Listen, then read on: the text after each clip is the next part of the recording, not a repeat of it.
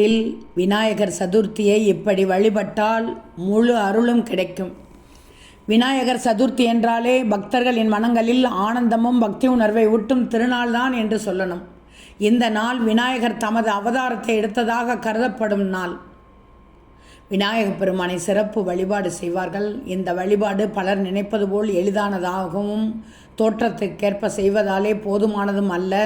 முறையாகவும் நிறைய விதிகளை பின்பற்றியும் வழிபடுவார்கள். முதல்ல வீட்டையும் பூஜை அறையையும் நன்கு சுத்தம் செய்ய வேண்டும். களிமண்ணால் செய்யப்பட்ட விநாயகர் சிலையை மட்டும் தேர்வு செய்வது மிகச் சிறப்பு. விநாயகர் சிலையை வீட்டில் வைத்து சந்தனம், குங்குமம் ஆகியவைகளை வைக்கணும். வயிற்றுப் பகுதிகளில் நாணயங்களை வைத்தும் அருகம்புல், மலர் மாலைகளை அலங்கரித்து சிறப்பாக பதித்த தட்டில் வைத்து வழிபட வேண்டும். அதனைத் தொடர்ந்து கண் திறப்பது எனப்படும் சடங்கு நடைபெறும். இதற்காக குன்றிமணியை பயன்படுத்துவது வழக்கம். கண்கள் திறக்கும் இந்த நிகழ்வு சிலைக்கு உயிர் சேர்த்ததை குறிக்கிறது. இதனால் தான் பூஜையில் கூறப்படும் மந்திரங்கள் பலிக்க இந்த செயல் அவசியமாகவும் முக்கியமாகவும் பார்க்கப்படுகிறது.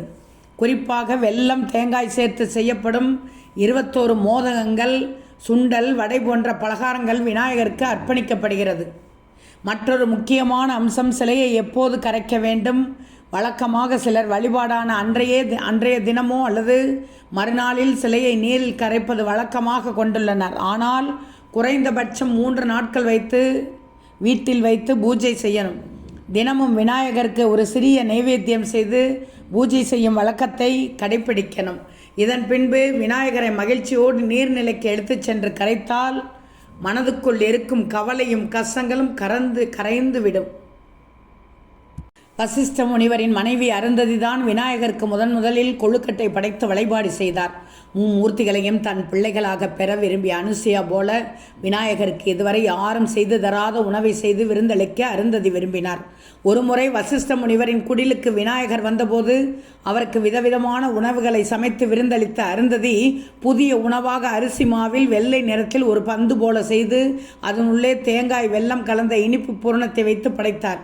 இதை சாப்பிட்ட விநாயகரின் பசி அடங்கியது. அந்த உணவுதான் கொழுக்கட்டை.